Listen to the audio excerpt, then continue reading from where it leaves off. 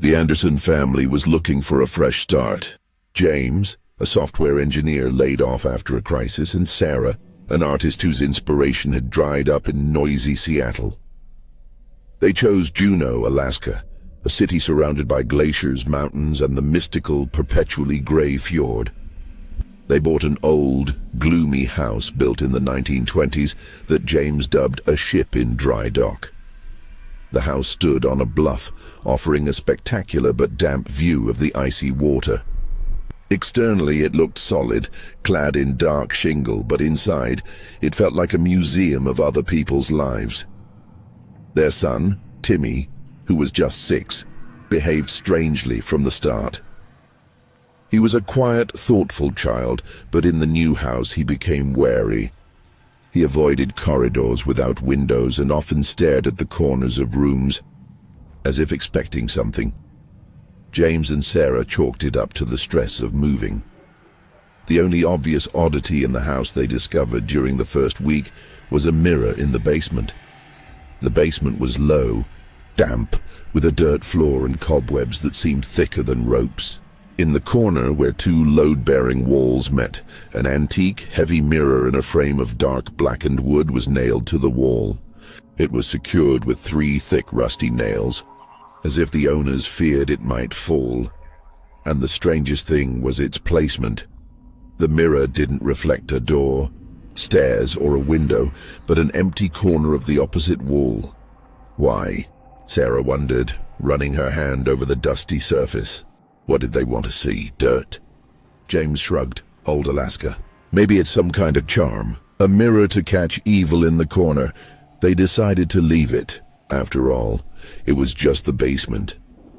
On the 3rd evening after the move, as Sarah was tucking Timmy into bed, the boy suddenly sat up, his eyes wide open. "Mom," he whispered. "The man is watching." "Who, dear? Daddy?" "He's downstairs." "No, the man in the wall. The cold one. He's looking at me from over there." Timmy pointed to the wall behind the dresser. Sarah hugged him, soothing him. She immediately told James about it. "Here we go." James sighed. Moving fantasies. Cut off his ghost cartoons, but Timmy's behavior only worsened. Over the next few days, he refused to go downstairs unsupervised. He started wetting the bed. He constantly talked about the man in the wall who doesn't move and is waiting. One day, during dinner, Timmy suddenly screamed, looking at Sarah's reflection in the window pane.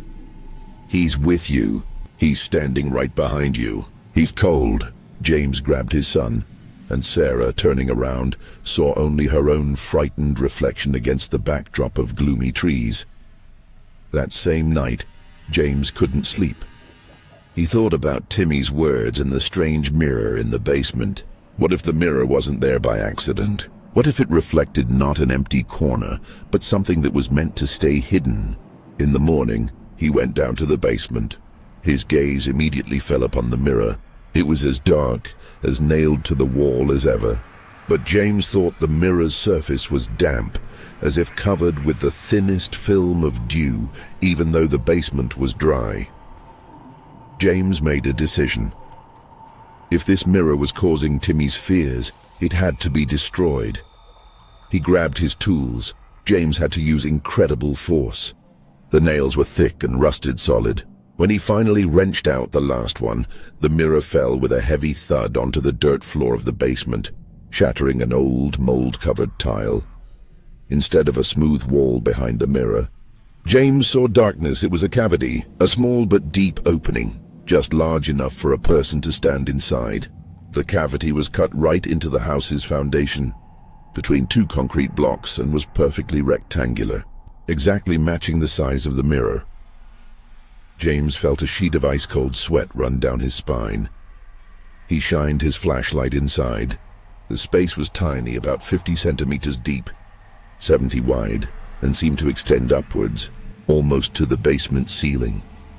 A wave of indescribable cold wafted out, mixed with a sharp, pungent odor like old sweat and mildew.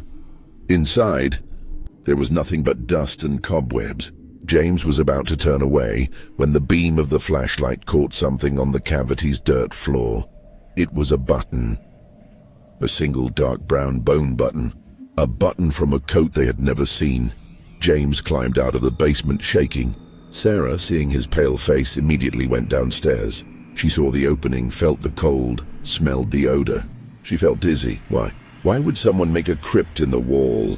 She whispered. It was a peephole, James murmured. The man in the wall.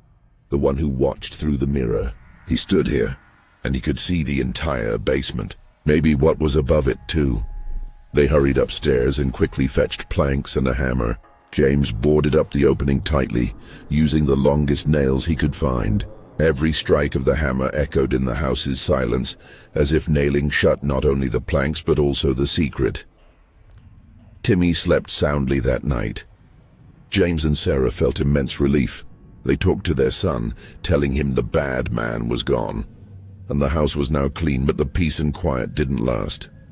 2 days later, walking past the spot in the first-floor hallway that was directly above the boarded-up opening in the basement, James felt a cold draft, as if icy air was coming through the walls. The draft was strange. It was narrow and sharp like a prick. And it was immobile. If he stepped a meter aside, the draft vanished. Sarah noticed it too. She ran her hand over the wallpaper at that spot. The wall was cold like a glacier. There's no window or vent here, Sarah said. It's just a wall. James pressed his ear against it. He only heard his own heartbeat. The following week, they started hearing sounds. First, it was a tapping. Quiet, rhythmic tap, tap, tap, tap. Not like a branch, like a fingernail scratching wood, and then a laugh. A quiet, barely discernible dry chuckle. It came from inside the wall, right from the spot where they felt the cold. The laugh was long, exhalatory, as if someone was laughing with their face pressed against the concrete. Sarah wept. He's there. He's still there. We only hit him. James ran his hand over the cold wall. He felt his sanity slowly cracking. He went to the basement to check. The planks were in place, the nails were rusting. He pressed his ear against the boarded-up wall. Silence. He returned upstairs, walked down the corridor. Again the cold draft, and the quiet, dry chuckle. He's not in the basement, James realized. He's in the walls. He's moving. Soon, James discovered that Timmy was drawing again. The boy sat on the floor, using thick crayons to outline the same figures repeatedly. The drawings showed the house.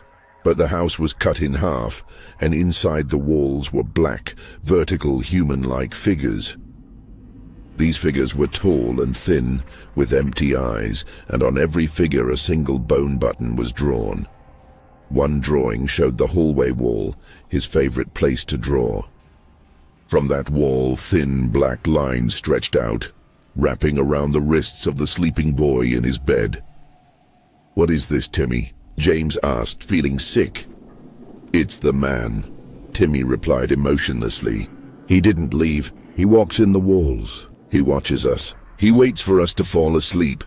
"Why does he wait?" "He said he needs a place," the boy whispered. This was the last straw. James decided they had to leave. He started packing. When he entered the master bedroom, he found their wall clock was missing. A heavy, antique clock that hung on the wall above the fireplace.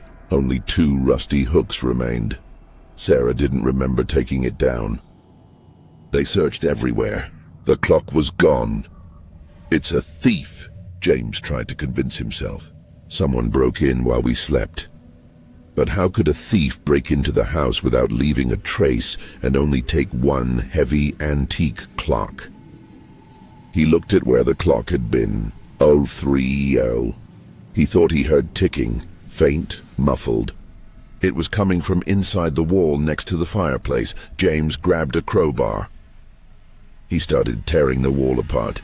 Wallpaper, plaster, wood, everything flew. Sarah watched him in horror. When he reached the studs, he saw a void, the empty space between the beams. And in that space, pressed against the insulation, lay the wall clock. It was lying there, nailed with one spike to the inner side of the drywall, and it was ticking. James pulled the clock out. It was covered in a thin layer of damp earth and mold. as if it had been kept in the basement. He stood in the middle of the ruined living room, holding the clock. "It's not a thief," Sarah whispered, her voice trembling. "It's him. He can't move clocks." James desperately tried to hold on to his sanity. "He can't nail them. It must be the old owner. He was hiding things, but he didn't believe his own words. The man in the wall was real. He was somewhere in those partitions, and he was drawing them in." The next day, James decided to check the entire hallway wall where the cold draft was coming from. He started tapping. Most sections sounded dull and solid, but one spot exactly above the cavity in the basement sounded hollow. James punched a small hole. He looked inside. It was dark, but he saw that the insulation was missing. There was a vertical shaft leading upward. He heard a sound. Not a laugh, not a tap, but a sigh. A deep, damp sigh, as if someone who had been standing too long was finally taking a breath. James recoiled. He covered the hole with a picture. Now, when they walked past that spot, the draft became stronger. It hit the back of their necks, and the laugh became clearer. It was malicious. James himself began to change. He became obsessed with the walls. He tapped them, listened, measured. He stopped sleeping. Timmy, on the other hand, became completely calm. The boy sat and drew, but now his drawings were happy. They showed the house not cut but whole. And in the house there was only one family, the Andersons. The man in the wall was gone, but something was there. Timmy started drawing his father, James. He drew him thin, elongated, with empty eyes. Standing behind the wall, Sarah finally understood that they had lost James. He had become part of the house's obsession. One night she woke up to the cold. She looked at the spot next to her. James was gone. She went downstairs holding a flashlight. She found him in the basement. He was standing, bent over the opening he had so meticulously boarded up. He had pulled out all the planks. The opening was wide open. James was staring into the darkness. He was wearing only a thin shirt and his body was shaking from the cold. "James, what are you doing?" Sarah whispered. He didn't turn around. His voice was strangely flat. "He said it was the perfect spot," James said. "Cold, quiet, and you can observe." He slowly raised his hand and pointed to the wall. Above the opening, he had nailed the mirror they had removed. He had fixed it and nailed it back, but this time facing the wall. He was here. He watched. And now, James took a deep breath, much like the damp sigh he had heard before. "It's my turn." Sarah saw what he was holding. It was the single bone button. She rushed at him, but he pushed her away. "I'm sorry. I have to be here. To protect."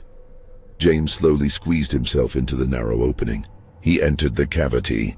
Sarah screamed, trying to pull him out, but he was strong.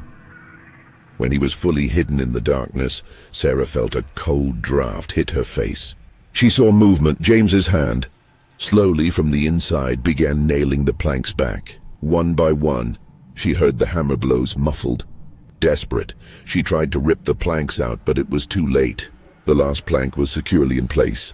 Sarah and Timmy left Juneau that same night. They abandoned the house, abandoned their belongings. They left James in the wall. They never told anyone what happened. The Anderson house stood vacant for 2 more years before another family bought it. A family looking for a fresh start in Juneau.